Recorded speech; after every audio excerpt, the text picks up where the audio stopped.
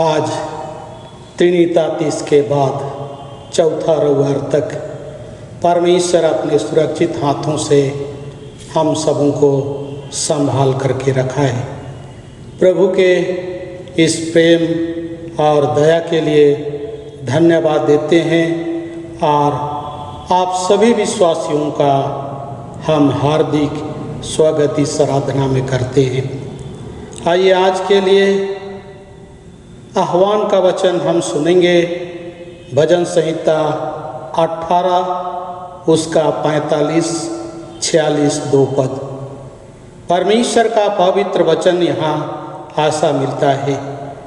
परदेसी मुरझा जाएंगे और अपने कीलों में से थरथराते हुए निकलेंगे। यहोवा परमेश्वर जीवित है, मेरी चट्टान धन्य है और मेरे मुक्तिदाता परमेश्वर की बढ़ाई हो। आमीन। आइए आज के आराधना का प्रथम गीत हम लोग गाएंगे, गीत नंबर 11। हम गीत गाएंगे गीत नंबर 11। परमेश्वर कौन और कैसा है, कौन उसका जानने हार। वह ना मनुष्य के ऐसा है, वह आत्मा है अपार।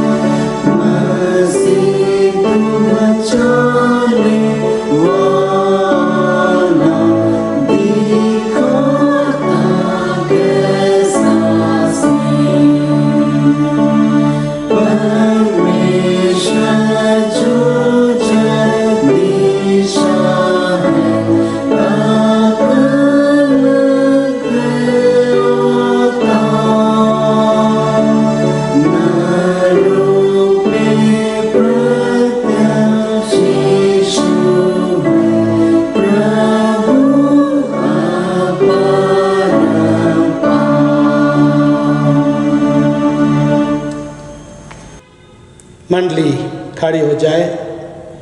परमेश्वर पिता, पुत्र और पवित्र आत्मा के नाम से आमीन। हमारी सहायता ईश्वर के नाम से है जिसने स्वर्ग और पृथ्वी को सिरजा।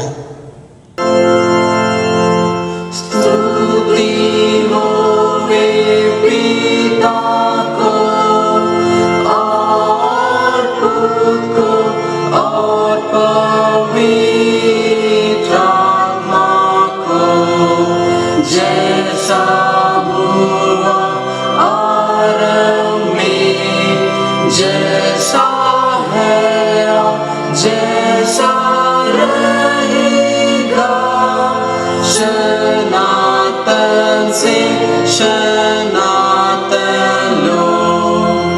आमीन।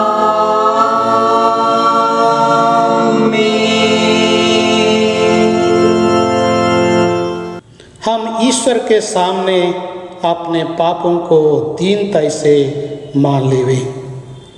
हे सर्वशक्तिमान ईश्वर दयालु पिता, हम दीनता से अपने सब पाप और अपराधों को तेरे सम्मुख मान लेते हैं। तू अपने प्रिय पुत्र हमारे प्रभु यीशु ख्रीस्त के कारण हम पर दया दृष्टि कर और हमारे सब पापों को क्षमा कर। आमीन।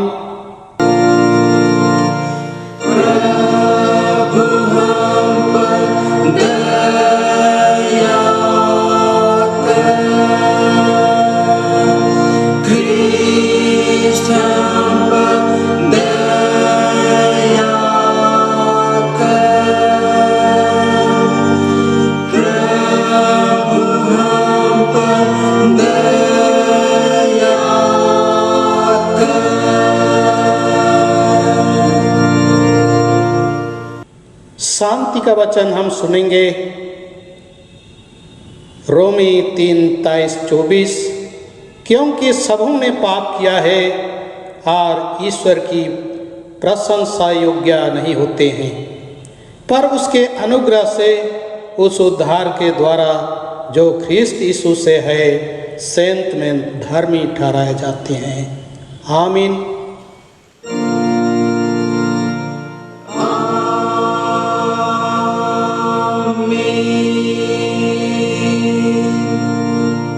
सबसे ऊंचे स्थान में ईश्वर का गुणानुवाद हुए। और पृथ्वी पर कुशल मनुष्यों में प्रसन्नता हो।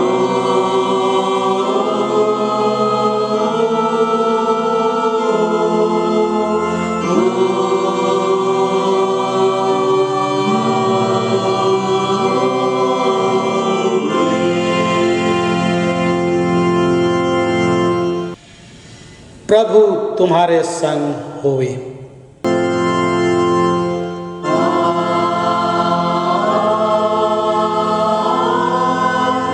तेरी आत्मा के संग।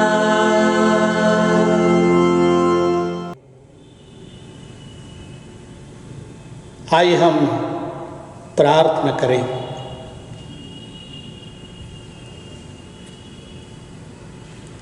हे प्रभु परमेश्वर स्वर्गवासी पिता, हम तुझे स्तुति और धन्यवाद देते हैं कि तूने अपने प्रिय पुत्र हमारे प्रभु यीशु ख्रीस्त के द्वारा हमको पाप और मृत्यु और शैतान के बंधन से छुड़ाया और अपनी निज जाति और बालक ठहराया है।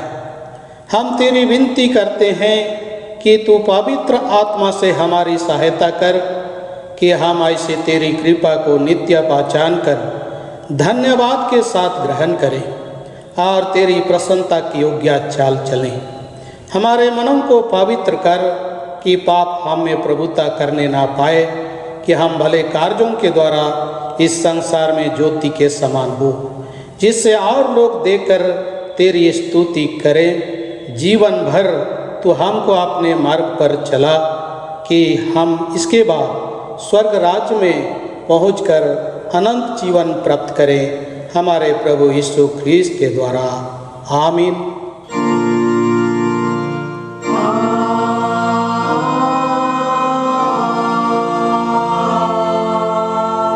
आमीन।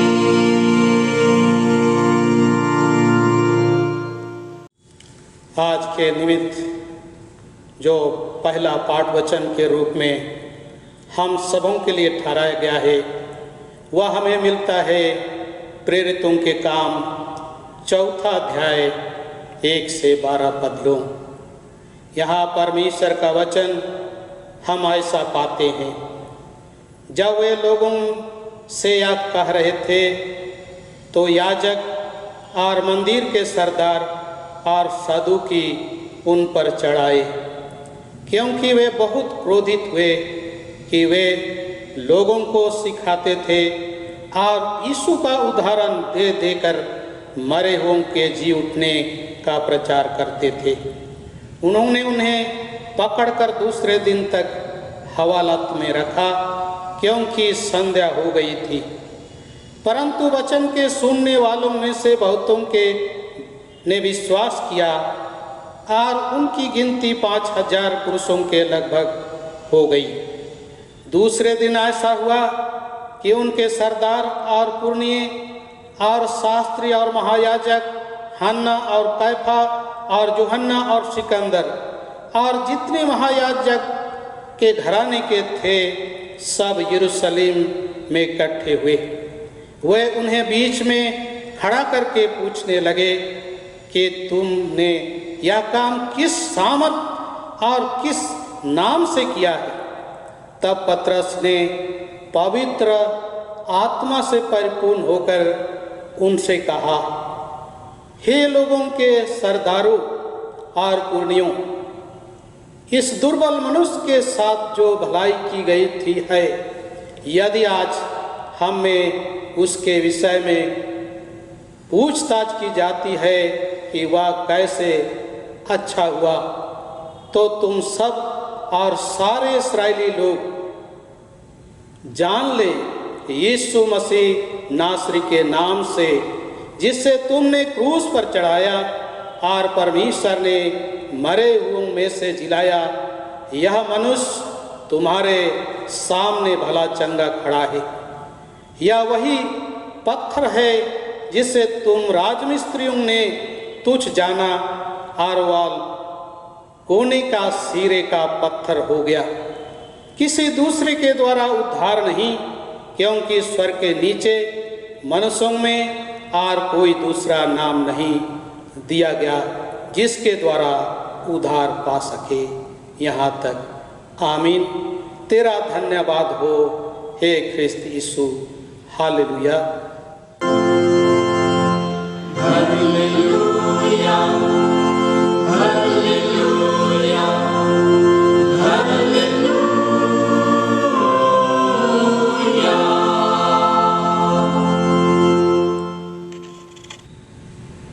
अब हम समस्त क्रिस्तानी कलीसिया के संग एक होकर अपना महापवित्र विश्वास एक साथ मान लेकर यूं कहें, मैं विश्वास करता हूँ परमेश्वर पिता पर, जो स्वर्ग और पृथ्वी का सर्वशक्तिमान सृजनहार है, और उसके इकलौते पुत्र अपने प्रभु यीशु ख्रीस्त पर, जो पवित्र आत्मा से गर्भ में आया, कुंवारी मरियम से उत्पन्न हुआ, पांतुस पिलातुस की आज्ञा से दुख उठाया, क्रूस पर चढ़ाया गया, मर गया और गाड़ा गया, पाताल में उतरा, तीसरे दिन मृतकों में से जी उठा, स्वर्ग पर चढ़ गया और परमेश्वर सर्वशक्तिमान पिता के दाहिने हाथ बैठा है, जहाँ से वह जीवितों और मृतकों के विचार करने को फिर आएगा। मैं विश्वास करता हूँ पवित्र आत्मा पर, एक ही पवित्र क्रिस्तानी कलीसिया, पवित्रों की संगत पर, पापों की क्षमा, देह की जी उठने और अनंत जीवन पर। आमीन।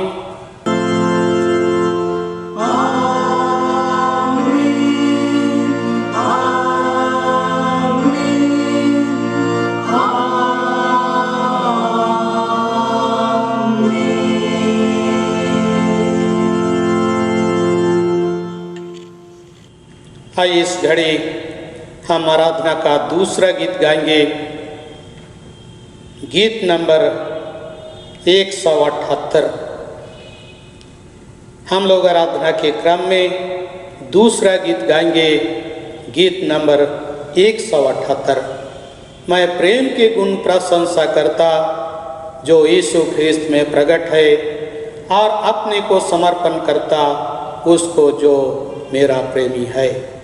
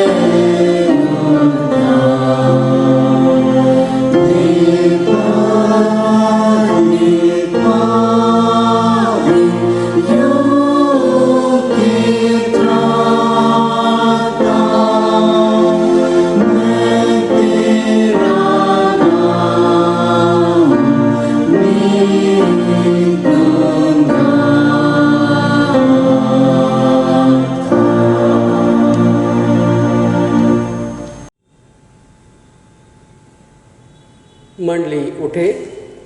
आप सबों को हमारे पिता ईश्वर और प्रभु यीशु ख्रिस्ट की ओर से अनुग्रह एवं शांति मिले। आमीन। आइए हम प्रार्थना करें। हे ईश्वर दीनदयालु पिता परमेश्वर, इस घड़ी तुझको हृदय से लाखों धन्यवाद देते हैं। तूने हम सबों को संभाला है, हमारी अगुवाई किया है। हर परिस्थिति में हम सबों को तो अपने वचन को सिखाने के लिए तो हमें तैयार करता है। प्यारे पिता, प्रार्थना करते हैं अभी जबकि हम तेरे वचन की ओर आगे बढ़ने वाले हैं, अपनी पवित्र उपस्थिति से तू हम सबों को भर दे, हमारी अगुवाई कर कि जो कुछ हम सुनते हैं सीखते हैं वह हमारे जीवन में समा जाए और हम लोग तेरी ही अगुवाई में आगे बढ़ते चले जाएंगे। प्यारे पिता, हम इस प्रार्थना को तेरे हाथ में सौंपते हैं। सुन, अस्वर के राज में ग्रहण कर। आमीन। आज के निमित्त उपदेश के लिए ठहराया गया पवित्र वचन हम सुनेंगे, जो हमें मिलता है लूका रचित सुसमाचार 36 लूका रचित सुसमाचार 6वां अध्याय 36 से 42 पद। लूका 6:36 से 42। जैसा तुम्हारा पिता दयावंत है वैसे ही तुम भी दयावंत बनो। दोष मत लगाओ तो तुम पर भी दोष नहीं लगाया जाएगा।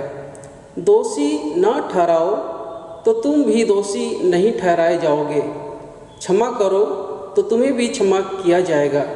दिया करो तो तुम्हें भी दिया जाएगा। लोग पूरा नाप दबा दबा कर और हिला हिला कर और उभरता हुआ तुम्हारी गोद में डालेंगे, क्योंकि जिस नाप से तुम नापते हो उसी से तुम्हारे लिए भी नापा जाएगा। फिर उसने उनसे एक दृष्टांत कहा, क्या अंधा अंधे को मार्ग बता सकता है? क्या दोनों गड्ढे में नहीं गिरेंगे? चेला अपने गुरु से बड़ा नहीं, परंतु जो कोई सिद्ध होगा और अपने गुरु के समान होगा। तू अपने भाई की आंख के तिनके को क्यों देखता है और अपने ही आंख का लट्ठा तुझे नहीं सूझता? जब तू अपने ही आंख का लट्ठा नहीं देखता तो अपने भाई से कैसे कह सकता है, हे भाई ठहर जा, तेरी आंख से तिनके को निकाल दूं? हे कपटी, पहले अपनी आंख से लट्ठा निकाल, तब जो तिनका तेरे भाई की आंख में है उसे भली भांति देखकर निकाल सकेगा। यहाँ तक आमीन। मंडली बैठ जाए। मसीह में मेरे प्यारों, सर्वप्रथम हम परमेश्वर पिता का धन्यवाद करते हैं, क्योंकि उसने हम सबों को संभाला है, अगुवाई दिया है और जीवन में बढ़ते रहने के लिए उन्होंने प्रेरित किया है। आज जब हम उपदेश वचन में बढ़ते हैं तो हम यहाँ पर एक शीर्षक के रूप में हम पाते हैं, पिता के समान बच्चे का स्वभाव।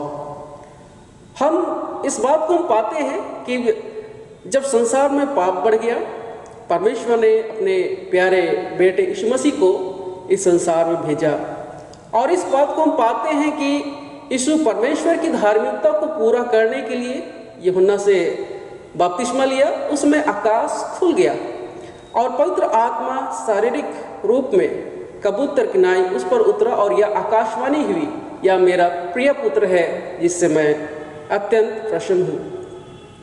वह शैतान से परीक्षित हुआ और विजयी होकर पवित्र आत्मा की सामर्थ्य से भरा हुआ आराधनालयों में उपदेश करते हुए लोगों को अधिकार सहित परमेश्वर के राज के विषय सिखाने लगा। इसके साथ ही उसने जन साधारण में बड़े सामाजिक काम करने लगा। नाना प्रकार के रोगों से पीड़ित लोगों को चंगा करता था। यीशु मसीह की ख्याति इतनी अधिक बढ़ गई जिसके कारण से लोगों की भीड़ उसके पीछे लगी रहने लगी थी। यीशु मसीह ने उसी भीड़ में से 12 जनों को प्रेरित करके चुन लिया था कि वे निरंतर यीशु मसीह के साथ रहे, उसके साथ अच्छी बातों को सीखे, उसे पहचाने और उसके बाद उसकी सेवा को आगे बढ़ाने का काम करें। और इस बात को हम पाते हैं कि उसकी अद्भुत शिक्षा से लोग आनंदित मन से यीशु मसीह को सुनने के लिए वे लगे रहते थे। और दूसरी तरफ हम शास्त्री और फरीसी को हम पाते हैं जो यीशु मसीह के सेवा कार्य से वे क्रोधित होते थे, वे उनको नापसंद करते थे, वे उनसे डाह करने लगे थे और उनको मार डालने के लिए वे उस पर दोष लगाना चाहते थे, मार डालने का कारण वे ढूंढा करते थे। हम यीशु मसीह को देखते हैं कि जरूर है कि उनके जीवन में समस्याएं आती है, लेकिन वे उनका परवाह ना करते हुए भीड़ के लोगों को एक नई अद्भुत शिक्षा को उसने दिया। और इस शिक्षा को हम मत्ती के सुसमाचार में पहाड़ी उपदेश के नाम से जानते हैं। और उसमें यीशु ने फरीसी और शास्त्री लोगों पर प्रहार करते हुए परमेश्वर की पवित्र व्यवस्था को एक नई रीति से समझाया था। और लूका उसी पहाड़ी उपदेश का उल्लेख अपने तरीके से आज के उपदेश वचन में वह करता है। और इसमें वह यह दिखाता है कि परमेश्वर दया और प्रेम से भरपूर है और उसी तरह उसके विश्वासियों का आचरण होना चाहिए। मसीह में मेरे प्रियो, हम सबों को यह जानना चाहिए कि हमारा प्रभु यीशु हम सबों से क्या चाहता है। यही कि हम उसमें बने रहे, उसके गुणों को अपने जीवन में अपनावे और उनकी शिक्षा के अनुसार चलने का प्रयत्न करें। तभी हमारे जीवन में आनंद की उपस्थिति होगी। हम प्रभु के अगुवाई में निरंतर चलते चलेंगे और यह तभी होगा जब हम सभी ख्रिस्त विश्वासी मित्रवत जीवन आचरण का पालन करेंगे। और यह जो मसीह की जो शिक्षा है हम कैसे अपने जीवन में उतार सकेंगे। हमें किस प्रकार एक मित्रवत जीवन आचरण रखना चाहिए। हम पाते हैं कि यीशु मसीह ने इस भारी भीड़ को उन्होंने सिखाया कि किस तरह से हमारा नैतिक जीवन सुंदर होगा, सुदृढ़ होगा और हम औरों के साथ में एक मित्रता का व्यवहार कर सकेंगे और परमेश्वर को हम लोग खुश करने पाएंगे। सबसे पहली बात हम लोग देखते हैं पद संख्या 36, जैसा लिखा है, जैसा तुम्हारा पिता दयावंत है वैसे ही तुम भी दयावंत बनो। अर्थात हमें दयाशील बनना है और यह दया परमेश्वर का स्वभाव है। वह हर बात में हम मनुष्यों पर अपनी दया प्रकट करता है। उसने अपनी दया से ही यीशु ख्रिस्ट के द्वारा हमें अपनी कलीसिया में ग्रहण किया। इसी के कारण हम ख्रिस्त विश्वासी परमेश्वर के संतान कहे जाते हैं। वह पिता होकर हम बच्चों पर दया करता है और अपनी दया से ही हमारे जो आवश्यकताएं भिन्न भिन्न होती है वह उन्हें पूरा करता है। जब हम गलतियां करते हैं तो वह हमें हमारी नादानी पर झिड़कता नहीं है, झिड़क कर छोड़ नहीं देता, लेकिन वह हमें अपनी दया के द्वारा से हमें संभालता है। और वह चाहता है कि जैसा उसने हम पर दया किया वैसे ही हम औरों के साथ में दया करें। वह चाहता है कि हम उसके बच्चे होकर के, उसके संतान होकर के एक दूसरे के साथ मित्रवत व्यवहार करें। हम देखते हैं हमारे प्रतिदिन के जीवन में भिन्न भिन्न प्रकार की समस्याएं आती है। हमारे रोजगार में समस्याएं आती है। प्रभु हमेशा उपस्थित होकर के हमारी सहायता करता है।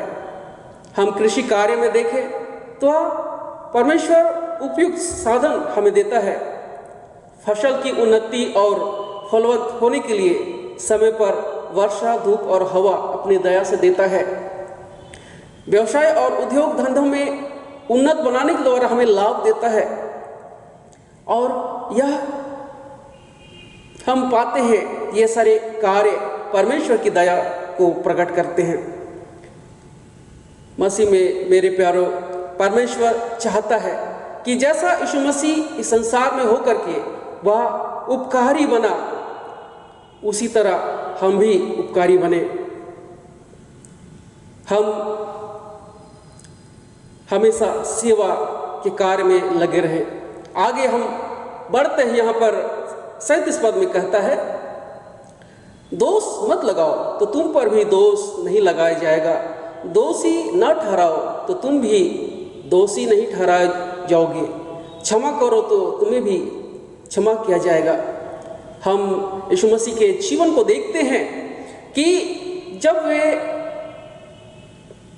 लोगों के बीच में अपनी सेवाओं को वे दे रहे थे, हम पाते हैं कि उनके विरोधी हमेशा उनको परखना चाहते थे, उन पर दोष लगाना चाहते थे।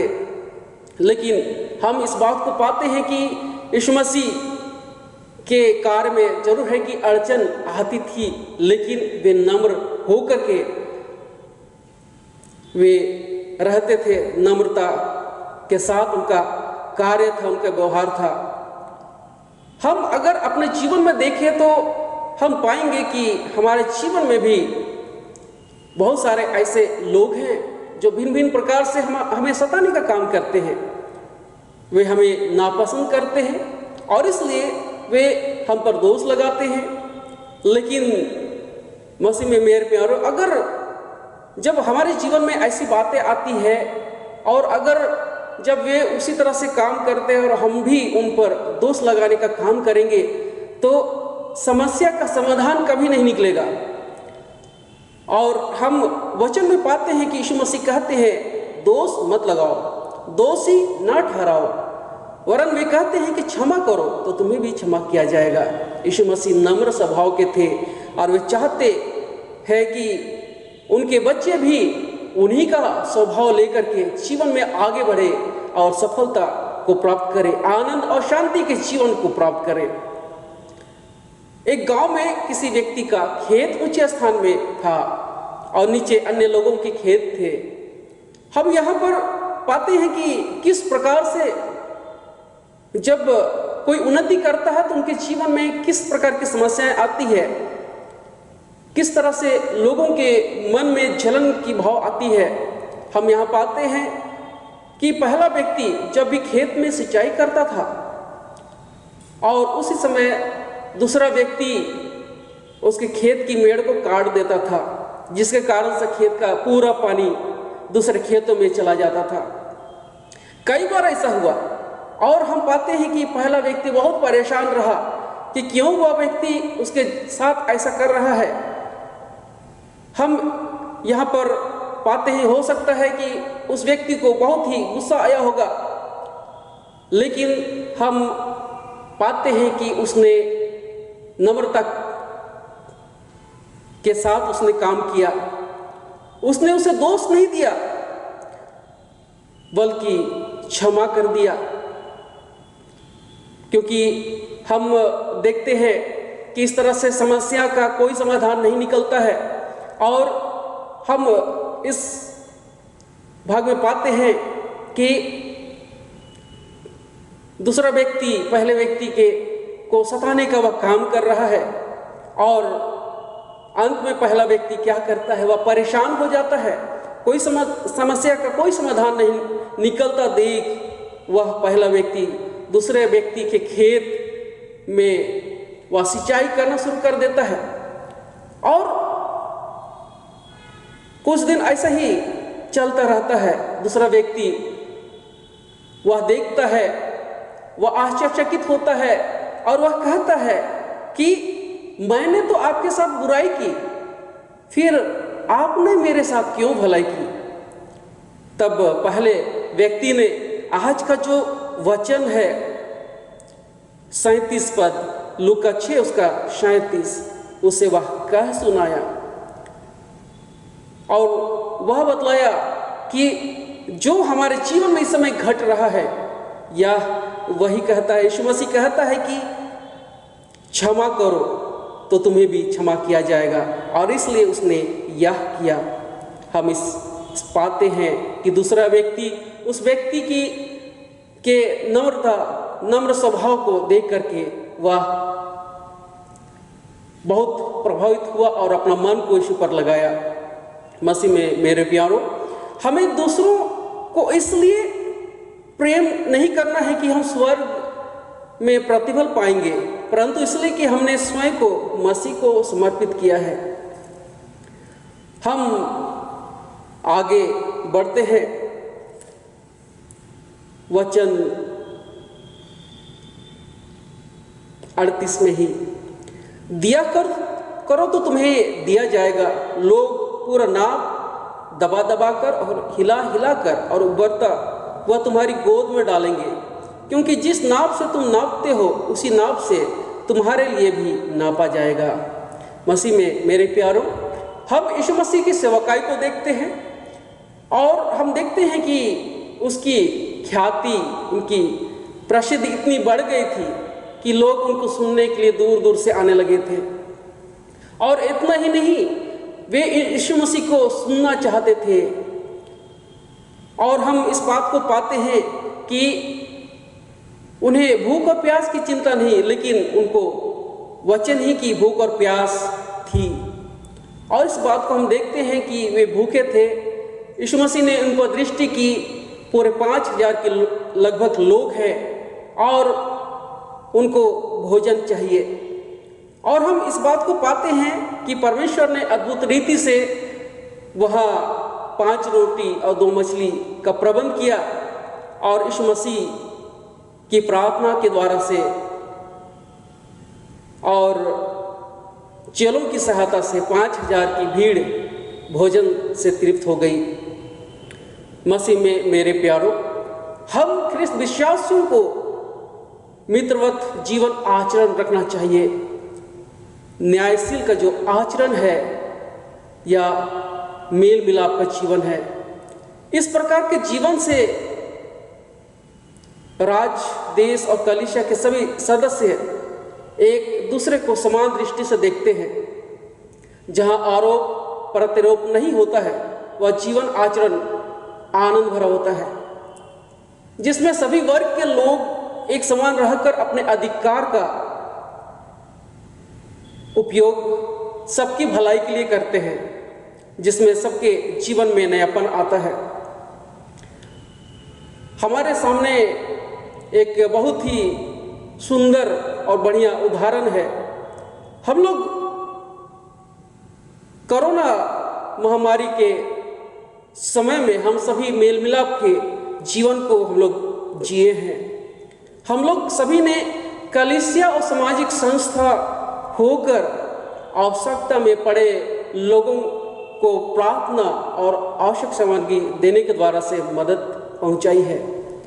और यह क्या है? यह तो वचन आप कहता है, दिया करो तो तुम्हें भी दिया जाएगा।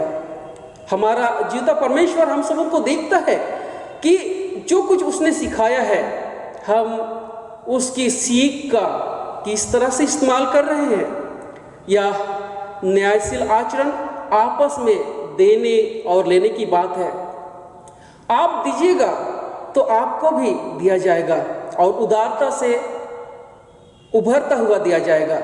प्रभु कहता है, जिस नाप से आप नापिएगा उसी नाप से आपके लिए नापा जाएगा। लूका 6:38। न्यायशील आचरण से राज, देश और कलीसिया में आनंद, उत्साह और शांति स्थापित होता है। मसीह में मेरे प्यारों, आज हमने प्रथम पाठ के रूप में हम लोगों ने प्रेरितों के काम 4 अध्याय 1 से लेकर 12 पद हमने पढ़ा और उसमें बाइबल का इतिहास ही बताता है कि आरंभिक कलीसिया अनेकों संकटों से जूझती हुई आगे बढ़ रही थी। कई बार हम अपनी व्यक्तिगत सुरक्षा को लेकर इतने चिंतित हो जाते हैं और यह भूल जाते हैं कि विरोध और सताहट में ही हमारी आत्मिकता सर्वाधिक पोषित और मजबूत होती है। हम पतरस और यूहन्ना के जीवन में देखते हैं, उन्होंने यीशु मसीह के साथ रहते हुए उनको पहचाना, उनको सीखा, उनकी शिक्षाओं को अपने गले से लगाया और हम पाते हैं कि वे सुसमाचार का प्रचार वे कर रहे हैं और सुसमाचार के प्रचार के साथ उन्होंने भले कार्यों को किया, सामाजिक कार्य को किया।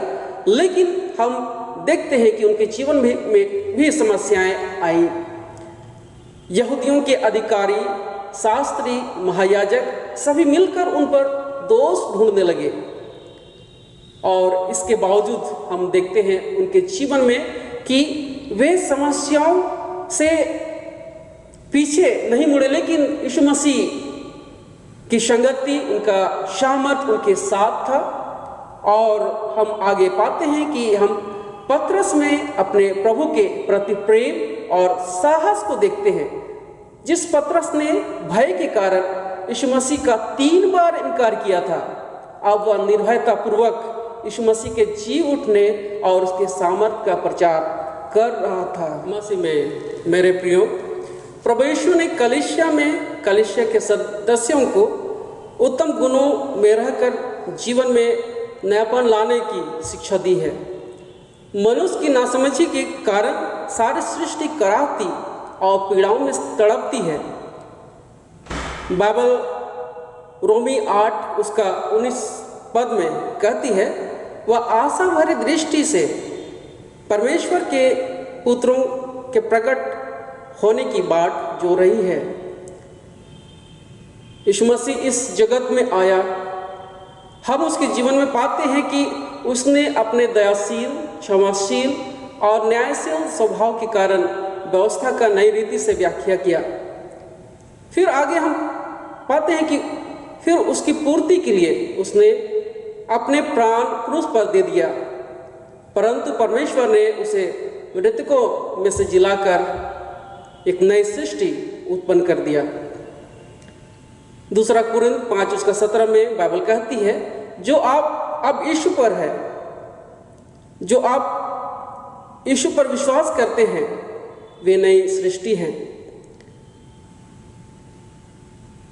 और हम सभी जो ख्रिस्ट विश्वासी हैं, प्रभु के अनुसार चलने वाले, उसके अनुसार उसके वचनों को मानने वाले हैं, हम नई सृष्टि में बदल गए हैं। आइए आज हम अपने आप को जांचें कि जैसा प्रभु यीशु का स्वभाव दयाशील, क्षमाशील एवं न्यायशील है, वैसा हम हैं या नहीं। अगर हम उसके बेटे और बेटियां हैं तो उसका स्वभाव हमारा स्वभाव होना चाहिए। आज के वचन के द्वारा से प्रभु हम सबों को बहुतायत की आशीष दे। आमीन। आइए हम प्रार्थना करें। हे सर्वशक्तिमान ईश्वर, दीनदयालु पिता परमेश्वर, संपूर्ण मन से तुझको धन्यवाद देते हैं। तू हमारा प्रभु होकर के हमारे बीच में अपनी उपस्थिति देता है, अपने वचन के द्वारा से हमें अद्भुत बातों की शिक्षा देता है और हमें उसी में आगे बढ़ने के लिए प्रेरित करता है। और जब हम तेरे वचनों को मानते हैं, उसमें बढ़ते हैं, तू हमको सहारा देता है, संभालता है और आशीष और उन्नति हमारे जीवन में देता है। प्यारे पिता, हमने जो तेरे वचन से सुना है, सीखा है, प्रभु होने दे हम उसी वचन के अनुसार आगे बढ़ते चले जाए और तुझको महिमा देने पाए। हम सारी बातों को तेरे हाथ में सौंपते हैं, तो सुन और स्वर्ग के राज में ग्रहण कर। आमीन। और ईश्वर की शांति जो समस्त ज्ञान से ऊर्ध्व है, ख्रिस्ट यीशु में प्रत्येक के हृदय और मन की रक्षा करे, अब से सनातन लोग। आमीन। आइए हम आराधना का तीसरा गीत गाएंगे। गीत नंबर 289, 289। यीशु मुझसे यही चाहता, हर दिन उसके लिए ज्योति सदा में तो वह बहता, वह काम में वह खेल में।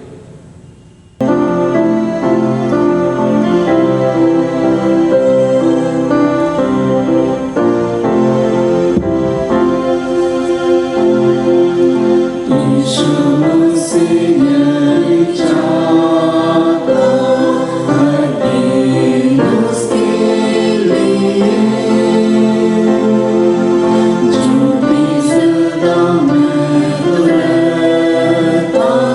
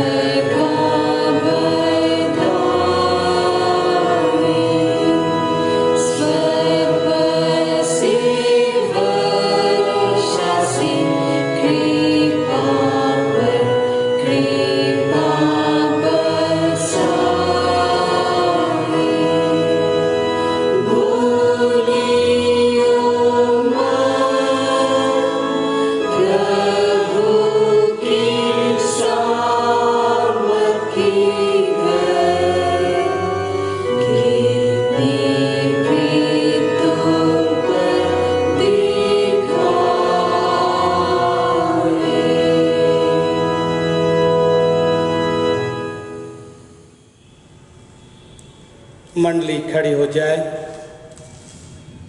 आइए अगुवाई के लिए परमेश्वर का पवित्र वचन सुने। हे मेरे मन यहोवा को धन्य का, और जो कुछ मुझ में है वह उसके पवित्र नाम को धन्य कहे। हे मेरे मन यहोवा को धन्य का, और उसके किसी उपकार को ना भूलना। वही तो तेरे सब अधर्म को क्षमा करता और तेरे सब रोगों को चंगा करता है। वही तो तेरे प्राण को नष्ट होने से बचा लेता है और तेरे सिर पर करुणा और दया का मुकुट बांधता है। वही तो तेरी लालसा को उत्तम पदार्थों से तृप्त करता है, जिससे तेरी जवानी उकाब के समान नई हो जाती है। आमीन। हम आइए अंतिम प्रार्थना करें। हे स्वर्ग और पृथ्वी के सृष्टिकर्ता स्वर्गवासी पिता, हम तेरी विनती करते हैं अपनी क्रिस्तानी कलीसिया और उसके सारे सेवकों की अगुवाई कर कि वे तेरे वचन के निर्मल उपदेश में ठहरे, जिससे सच विश्वास और प्रेम हम में बढ़े और दृढ़ाया जाए। हे प्रभु, भारत रिपब्लिक के हमारे प्रेसिडेंट इस प्रांत के गवर्नर, राज्य के सभाओं, मंत्रिमंडलों, सब न्यायों और हाकिमों और सब राज्य कर्मचारियों को आशीष दे और उनकी अगुवाई करके वे न्याय और धर्म से देश की सेवा करें और हम कुशल चैन से सारी भक्ति और गंभीरता से काल बिताएं। हमारी कलीसिया सभाओं, सेंट्रल काउंसिल, डायसेशन काउंसिल, CRC और कलीसिया की अन्य मंडली सभाओं को आशीष दे कि वे इस मंडली को तेरी पवित्र इच्छा के अनुसार चलाएं। जगत के लूथरान कलीसिया और देश विदेश के हमारे सभी ख्रिस्त विश्वासी मित्रों को आशीष दे कि हम ख्रिस्तिया प्रेम और सहयोग में आगे बढ़ें और जगत में तेरी साक्षी के लिए सामर्थ्य पाएं। हमारी कलीसिया के सब काम पर आशीष दे, लड़के लड़कियों की शिक्षा पर आशीष दे कि वे तेरे भय, प्रेम और भरोसा में बढ़ते जाएं। कलीसिया के विद्यालयों, शिक्षण, प्रशिक्षण, महाविद्यालयों और अन्य संस्थाओं को संभाल और उनकी बढ़ती दे और उनके द्वारा कलीसिया के लिए आत्मिक और लौकिक आशीष दे। खेती बाड़ी और हर एक काम उद्यम को सफल कर, जिससे हर कोई सुविवेक से तेरे आगे चले और अपनी जीविका पाए। अपनी कृपा से उन सबों पर दृष्टि कर जो कंगालपन, रोग और नाना प्रकार के सकेती और दुख में हैं, उनको शांति दे।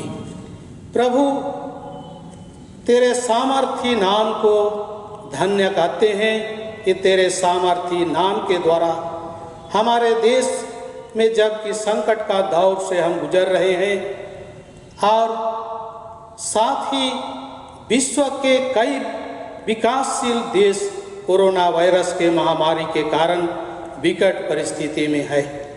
ऐसे समय में हम सभी मानव जाति तेरे दयालु हाथों के द्वारा संभाले जाने की आशा में तेरी ओर आस लगाए हुए हैं। प्रभु, हम सबों पर दया कर और ऐसी बीमारी से चंगाई दे। हे प्रभु, हमारे भारत देश के प्रधानमंत्री, राज्यों के मुख्यमंत्रियों, राज्यपालों, अन्य मंत्रियों को सुबुद्धि और ज्ञान दे कि अपनी जनता की सेवा कर सके। हमारे झारखंड राज्य के लिए भी प्रार्थना करते हैं कि हम सभी डॉक्टरों, नर्सों, स्वास्थ्य कर्मियों एवं प्रशासनिक अधिकारियों और कार्यकर्ताओं को की उचित सेवा के लिए अगुवाई कर, ताकि इस राज्य में शांति एवं अमन चैन को बहाल कर सके। हे प्रभु, आज बहुतों का जन्मदिन भी है। ऐसे घड़ी में हर एक लोग तेरे हाथ में समर्पित होते हैं। जिन परिवारों में तूने बच्चों का दान दिया है, तेरी बड़ी दया के द्वारा माँ और बच्चे को संभाल और उस परिवार को आनंदित कर। कई परिवारों में प्रभु अपने प्रियजनों को मृत्यु के द्वारा सनातन विश्राम के लिए अपने पास बुला लिया। हे प्रभु, शोकित परिवारों के लिए विनती करते हैं, उन सबों को शांति दे। तेरी शांति के द्वारा जीवन यात्रा को आगे तेरे पवित्र छाया में रह करके व्यतीत कर सके। बीते महीने में कई लोग अपने सेवा से सेवानिवृत्त हो गए। ऐसे लोगों को भी तेरे हाथ में समर्पित करते हैं। प्रभु परमेश्वर, होने दे तेरी ही बड़ी दया और अनुग्रह के द्वारा बाकी सेवानिवृत्ति के समय में उनकी सुरक्षा और उनके साथ हो ले अगुवाई करके तेरे दया में सदा बने रहें। कई लोग किसी अन्य बीमारियों से पीड़ित हैं और अस्पताल में, घरों में हैं। सबों को प्रभु अपनी बड़ी आशीष और दयारूपी हाथ के द्वारा संभाल, समय के परिपूर्णता में भला चंगा निरोग कर, जिससे प्रभु तेरे भरे नामों को सदा स्मरण करते रहें। पिता परमेश्वर, इस घड़ी हम विनती करते हैं, आज के गिरजा आराधना में जितने भी हम सबों ने दान के रूप में अपने भेंटों को चढ़ाया है, उन दानों पर तेरी बड़ी आशीष हो कि प्रभु तेरे देने हारों का जीवन जो तूने उन्हें देने के लिए प्रेरित किया है, वे तेरे महान दया और आशीष को स्मरण करते तुझे धन्यवाद देने पाएँ। हमारी कलीसिया के सब भाई बहनों की रक्षा कर जो दूसरे देशों में चले गए हैं, कि वे सब जोखिम और परीक्षाओं में विश्वासी ठहरे हम उनके लिए भी तेरी विनती करते हैं जो मंदिर से निकाले गए वह उलट हुए हैं। उन पर दया कर कि वे सच्चे पश्चाताप से तेरी ओर फिरे। सब मनुष्यों का त्राणी ठहर और उन पर जो अंधियारे में बैठे हैं मुक्ति का उज्ज्वला प्रकाश कर। हमको अपश्चातापी मृत्यु से बचा और अंत में अपने प्रिय पुत्र हमारे प्रभु यीशु ख्रीस्त के द्वारा स्वर्ग राज्य में ग्रहण कर। आमीन। आइए हम प्रभु की प्रार्थना एक साथ प्रार्थना करें। हे हमारे पिता, तू जो स्वर्ग में है, तेरा नाम पवित्र किया जाए, तेरा राज आए, तेरी इच्छा जैसे स्वर्ग में वैसे पृथ्वी पर भी हुए। हमारे प्रतिदिन की रोटी आज हमको दे और हमारे अपराधों को क्षमा कर जैसे हम भी अपने अपराधियों को क्षमा करते हैं। और हमको परीक्षा में मत डाल परंतु बुराई से छुड़ा, क्योंकि राज और पराक्रम और महत्व सदा तेरे ही है। आमीन।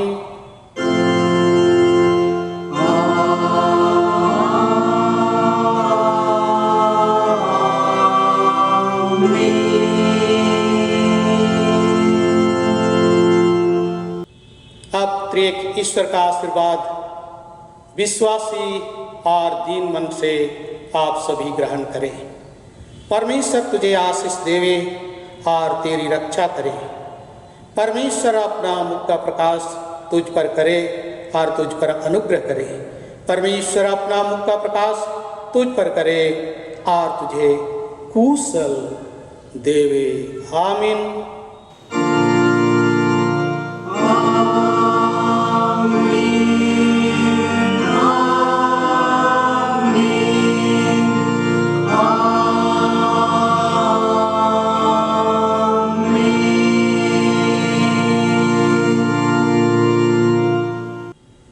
यीशु सहाय।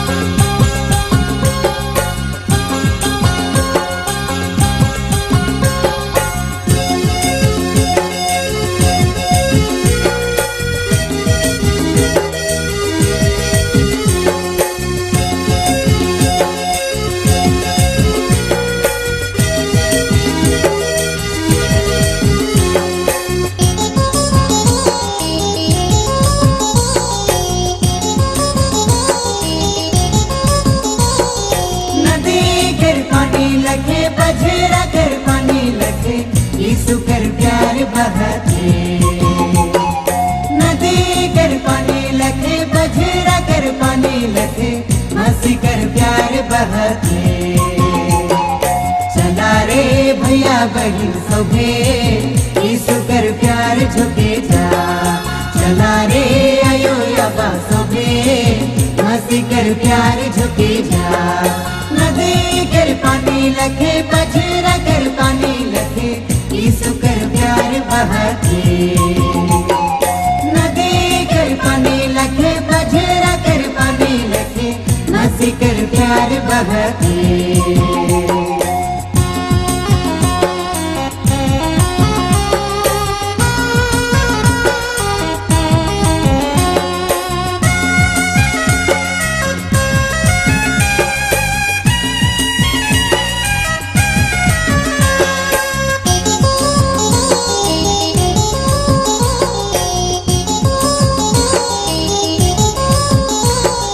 देखा प्रभु माँ से कर प्रेम स्वर्ग छोड़ दुनिया में आला। अबा परमेश्वर कर बेटा मनुआ बहन धरती में आला। देखा प्रभु माँ से कर प्रेम स्वर्ग छोड़ दुनिया में आला। अबा परमेश्वर कर बेटा देखना। चला रे भैया बहन सबे यीशु कर प्यार झुके जा। चला रे आयो याबा सबे मसी कर प्यार झुके जा। नदी कर पानी लगे बजरा कर पानी लगे यीशु कर प्यार बहाते नदी कर पानी लखे पजरा कर पानी लखे मसीह कर प्यार बहाते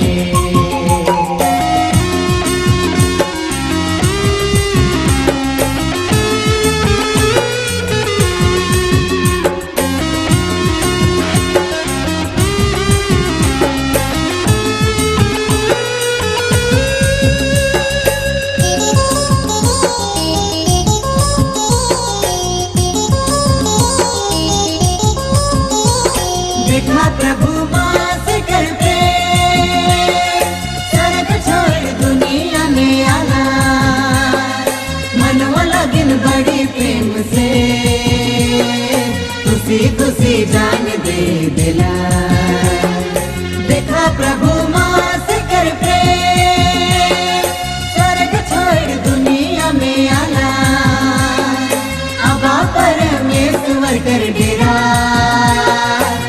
के लगिन डगर जे देखाना चला रे भैया बहन सोबे यीशु कर प्यार झुके जा चला रे आयो अबा सोबे मसीह कर प्यार झुके जा नदी कर पानी लखे पजरा कर पानी लखे यीशु कर प्यार बहाते नदी कर पानी लखे पजरा कर पानी लखे मसीह कर प्यार बहाते चला रे भैया बहन सबे यीशु कर प्यार झुके जा चला रे आयो अबा सबे मसीह कर प्यार झुके जा चला रे भैया बहन सबे यीशु कर प्यार झुके जा चला रे आयो अबा सबे मसीह कर प्यार झुके जा